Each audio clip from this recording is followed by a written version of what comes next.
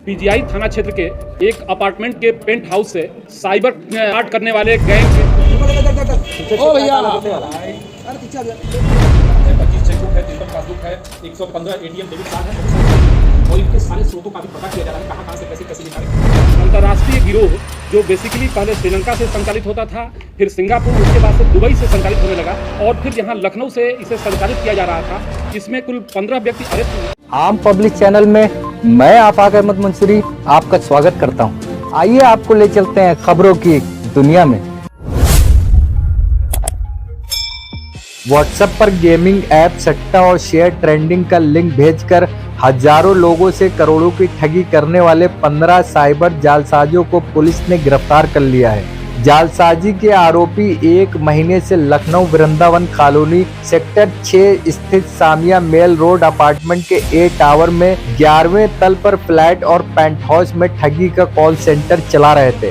Crime branch, cyber थाना, cyber crime cell, PGI थाने की police की संयुक्त टीम ने छापेमारी कर गिरोह का भांडा फोड़ दिया। गिरोह का सरगना गन्नी उर्फ विशाल अभी फरार है। पुलिस का दावा है कि गिरोह ने श्रीलंका, दुबई और सिंगापुर समेत देशों में अपना नेटवर्क फैला रखा है। पुलिस उपायुक्त अपराध कमलेश दीक्षित के मुताबिक गिरोह के लोग पहले लोगों को व्हाट्सएप नंबर पर गेमिंग ऐप सट्टा और शेयर ट्रेंडिंग का लिंक भेजते थे। जब लोग डाउनलोड करते थे तो उन्हें खेलने के लिए प्रवोक करते थे। गेमिंग ऐप में बच्चों के लिए फायरिंग, कार, बाइक रेसिंग और तमाम गेम होते थे। इसके अलावा बड़ों के लिए सट्टा और शेयर ट्रेंडिंग से संबंधित होते थे।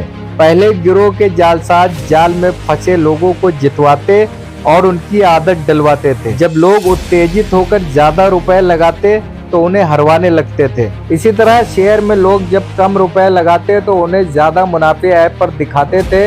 इससे लोग और ज्यादा रुपए लगाने लगते। एक मोटा अमाउंट होने पर वो क्रिप्टो करेंसी के माध्यम से सारा रुपए निकाल कर अपने खातों में ट्रांसफर करते और फिर उन्हें ब्लॉक कर देते थे। गिरोह के सरगना गन्नी उर्फ विशाल की ट्रैवल्स हिस्ट्री के जरिए कई एयरपोर्ट से डिटेल मांगी गई है, उसके बारे में जानकारी जुटाई जा रही है।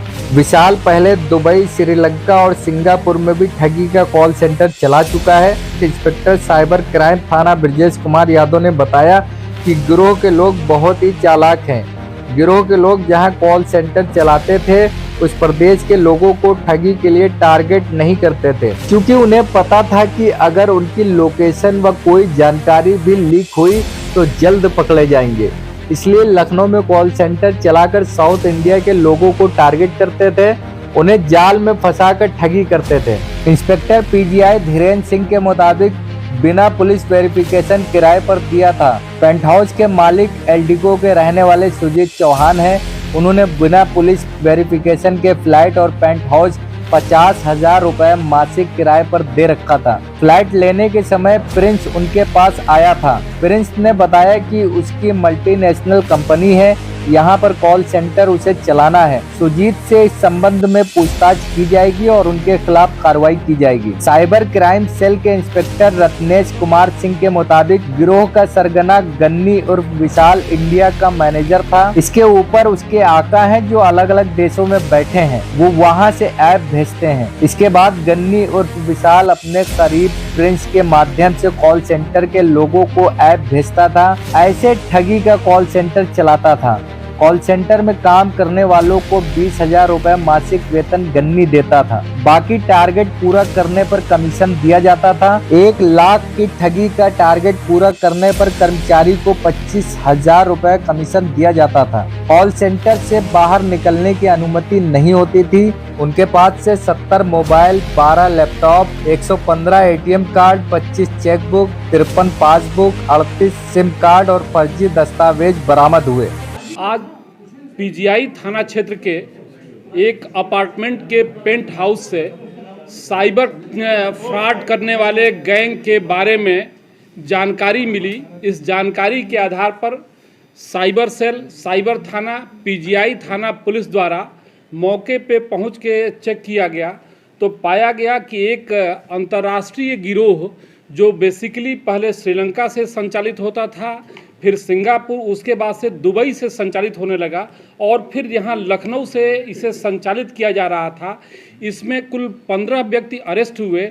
इनके कब्जे से हमको भारी मात्रा में तमाम सामान इनके कब्जे से मिला है। इसमें 70 मोबाइल, 11 लैपटॉप, 9 लैपटॉप का चार्जर, 16 मोबाइल, 15 बोर्ड चार्जर आदि सामान इनसे भारी मात्रा में मिला है। ये बेसिकली अन्ना ऐप जो एक गेमिंग ऐप है, उसके माध्यम से ये ऐप लोगों को डाउनलोड कराते थे।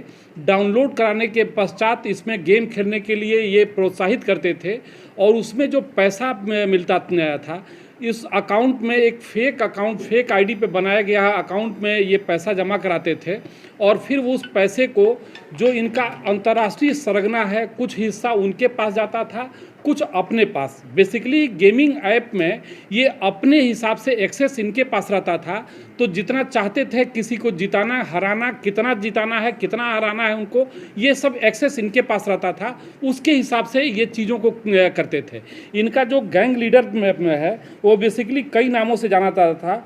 गनी में विशाल यादव उर्फ प्रिंस यादव, और ये लगातार विदेशों की भी इसकी जर्नी की गई। इनके विरुद्ध जो मोबाइल के इनसे जानकारी जो मिली है कि 69 शिकायतें, 69 कंप्लेंट्स मोबाइल में मिली और 157 इनके चेकबुक से मिले। अर्थात इनके खिलाफ लगातार पूरे देश से कंप्लेंट किया जा रहा था।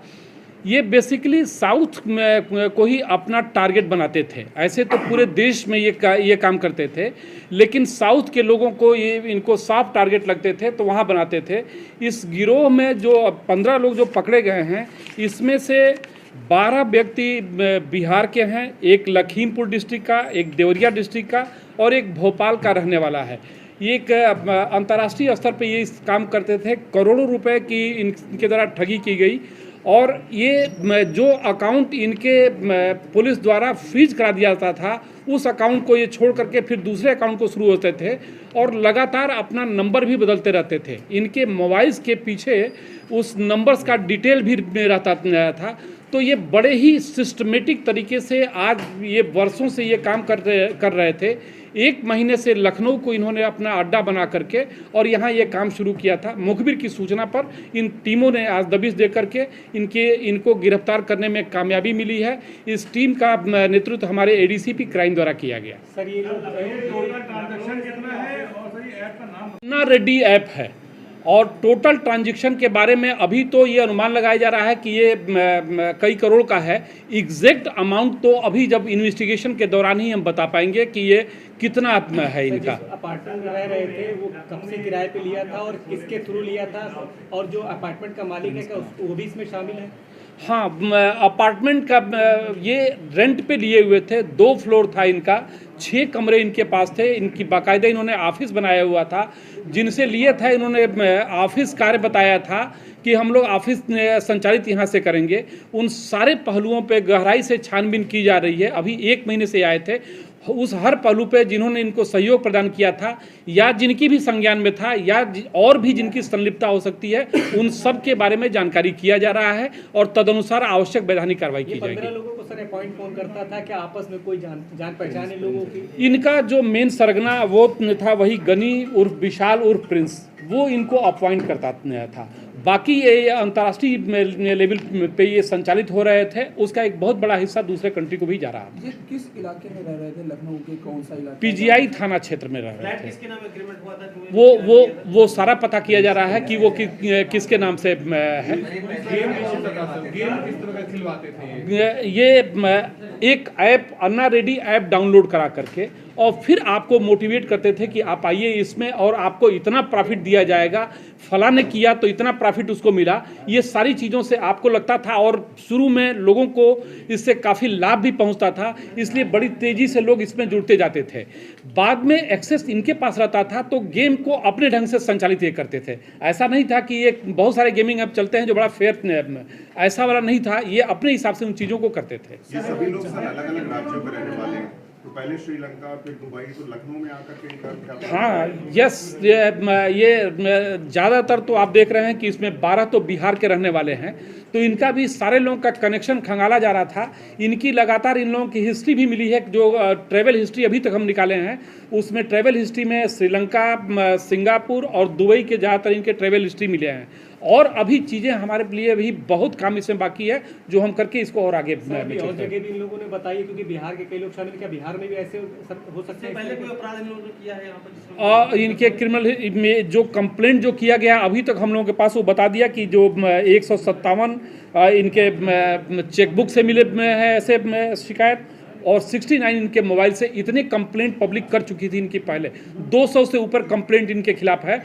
सारे एफआईआर को भी मिलाया जा रहा है पूरे देश में से, सारी चीज़ों को एक जगह पे समराइज करके और आगे की कार्रवाई की जाएगी। जैसा कि आपने कहा कि विदेश से इसको चलाया जा रहा है, विदेश में जो इसका सरगना विदेश में, तो उसके बारे में जानकारी हो पाई? कौन से विदेश, मतलब किस देश की बात? ये वो भी कंट्री भी ये बदलते रहते थे, ऐसा नहीं है जैसे कि ये किसी एक कंट्री को ही इन्होंने बना लिया, कंट्री भी ये बदलते रहते थे। जितने साइबर में कि पहले वहाँ काम किया फिर दूसरे में, इनको जब ये लगता था कि हो सकता है कि यहाँ पे अब हमारी गतिविधियाँ लोगों की जानकारी में है, तो ये कंट्री भी बदल देते थे।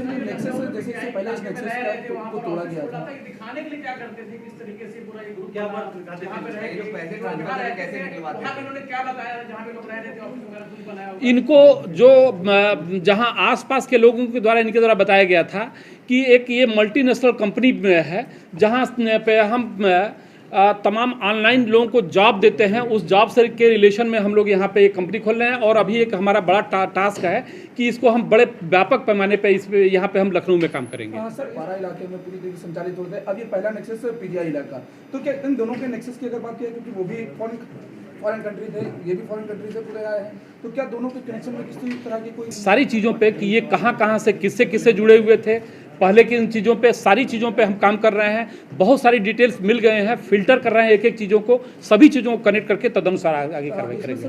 कुल टोटल 15 लोग हैं, 15 लोग बिहार से लेकर के फॉरेन कंट्री तक इसमें शामिल हैं। जी। इस नेक्सस तक जो पहुंचने की बात की जाए, किस तरीके से नेक्सस तक आप लोग पहुंचे, क्योंकि साइबर सेल का इसमें एक काफ़ी अहम रोल रहा है, तो कैसे उनको कनेक्ट किया गया? हमारे साइबर सेल को ये जानकारी मिल रही थी कि ऐसा गिरोह यहाँ सक्रिय है जो कंप्लेंट जो साउथ से आ रहा था, तो उसके आधार पर इसको डेवलप किया गया। सर ये जो अकाउंट्स होते हैं जो इस्तेमाल करते हैं, क्या ये इस संभावना से इनकार नहीं किया सकता है। ये क्रिप्टो करेंसी में भी एक ये टास्क देते थे कि आप इसमें इतना पेमेंट कीजिए, आप क्रिप्टो करेंसी में कीजिए और कैश में भी, तो बहुत सारे प्रॉफिट का वो दिखाते थे, और प्रॉफिट ये देते भी थे, लगातार ये प्रॉफिट लोगों को देते थे। और जब एक अच्छा खासा अब आप उसमें इन्वॉल्व हो जाते थे, फिर ये अपने हिसाब से चीज़ों को करते थे। क्रिप्टो करेंसी को लेकर के जिस तरीके से क्राइम लगातार जो बढ़ रहा है, उसमें ये देखा था कि मजदूर किस्म के जो लोग हैं उनका आधार के साथ अकाउंट खुलाया जाता है और फिर उस अकाउंट से फ्रॉड होता है, तो क्या इसमें भी ये रोल पूरा निभाया गया है?